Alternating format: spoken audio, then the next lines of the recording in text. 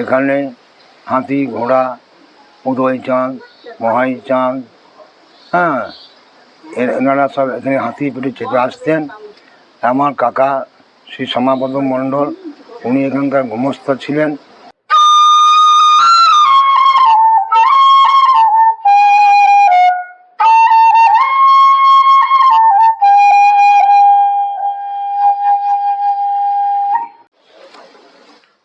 নমস্কার, এখন আমরা এসছি নাঙ্গুলিয়ার গ্রামে।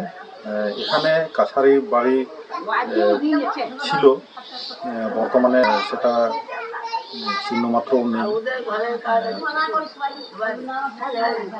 যিনারা কাছারি বাড়ি পরিচালনা করতেন ওনাদেরই বংশধর আমরা পেয়েছি। ওনার সঙ্গে আমরা এখন কথা বলবো। ওনার নাম এবং কীভাবে পরিচালনা হতো এবং কি কি কাজকর্ম এখান থেকে হতো সমস্তটা আমরা জানার চেষ্টা করব।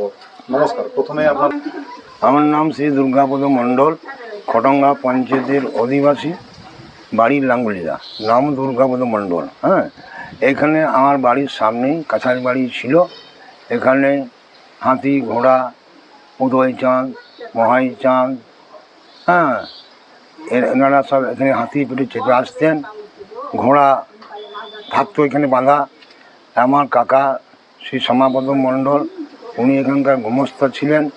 এই অঞ্চলে সমস্ত টাকা পয়সা আদায় করতেন। শুধু নাঙ্গুলিয়া নয়, কেন্দুলি, ভান্ডিবন, রায়পুর, নবগ্রাম, নগরী, তারপর তালডিহি, কদমহি, প্রতারগুনি, জামদই, এইসব গোটা এলাকা জুড়ে গোমস্তার কাজ করতো, মানে আদায় করতো সব।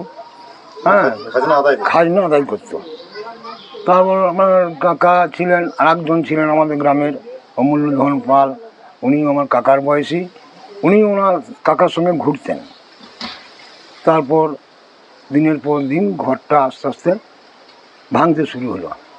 তখন আর কেউ গ্রাহ্য করলো না, ওনারাও সব মারা গেলেন। আমার কাকা উনিও মারা গেলেন। তখন থেকেই ভগ্ন অবস্থা।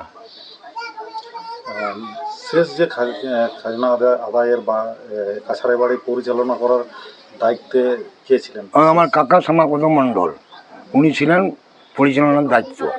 তার আগে যেটা আপনার মনে পড়বে কিনা জানি না, তবুও আপনাকে জিজ্ঞেস করছি যে প্রথম আপনাদের বংশধরের মধ্যে কার আমল থেকে শুরু হয়েছিল? আমি তো বাবু কাকার আমল থেকেই শুরু হয়েছে জানি। মানে কাকার আমল থেকেই শুরু? হ্যাঁ। আর কাকার আমলেই শেষ? কাকার আমলেই শেষ। ওরা মারা যাওয়ার পরে আর কিছু ভ্রুক্ষেপ করা হয় নাই। ঘরটা আস্তে আস্তে পড়তে লাগলো। তারপর দেখছি আমের গাছ ছিল, একটা ইন্দারা, বাথরুম, পায়খানা, লিচু গাছ ছিল। তারপরে আর কিছু হয় নাই। আপনার ওই যে বাড়িটা ছিল কাছারি বাড়ি, এটা আপনার ইটে ছিল না আপনার? না, মাটির বাড়ি ছিল। হ্যাঁ, মাটির বাড়ি, দুতলা বাড়ি ছিল, টিনের বাড়ি ছিল। এখানে এই কাছারি বাড়ির সঙ্গে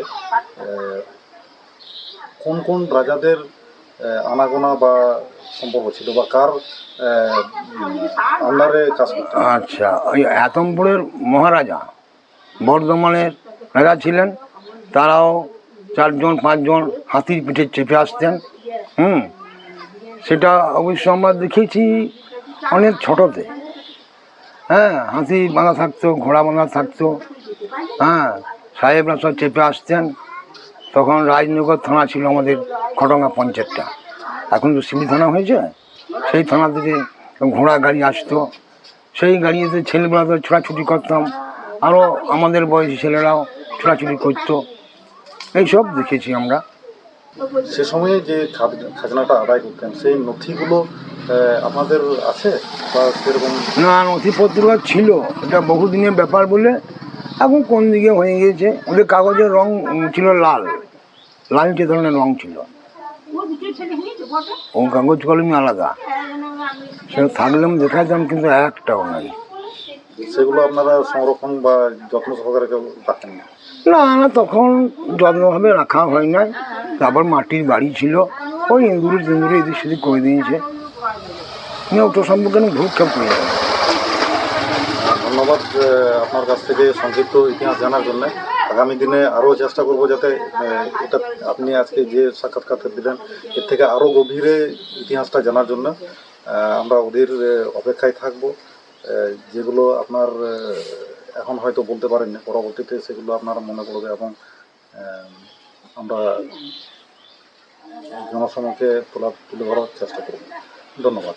হ্যাঁ, তো বেশ, আমিও একটু চিন্তা ভাবনা করে দেখবো, আবার যখন আসবেন তখন বলবো। আপনারা যেটা দেখছেন এখানটায় এই যে ফাঁকা জায়গাটা আছে এবং এখানে এই যে বাড়িটা আপনারা দেখছেন এখানেই ঠিক কাছারি বাড়িটা ছিল। এখন যেহেতু এটা মাটির বাড়ি ছিল, এটা পুরোটাই ভেঙে গেছে। এখন নতুন করে আবার বাড়ি তৈরি করেছেন। সেই শেষাংশটাও যেহেতু এটা মাটির বাড়ি ছিল যার জন্য আমরা দেখাতে পারছি না। এরকম ইতিহাস জানার জন্য আপনারা সঙ্গে থাকুন, আমাদের সহযোগিতা করুন, যাতে আমরা অজানা ইতিহাসকে জনসম্মুখে তুলে ধরতে পারি। তার জন্য আপনাদের একান্তই সহযোগিতা প্রয়োজন আছে। এতক্ষণ আমি আপনাদের সঙ্গে ছিলাম ভীমসেন মুর্মু। আগামী দিন আবার দেখা হবে। সবাইকে আবার ধন্যবাদ জানিয়ে শেষ করছি।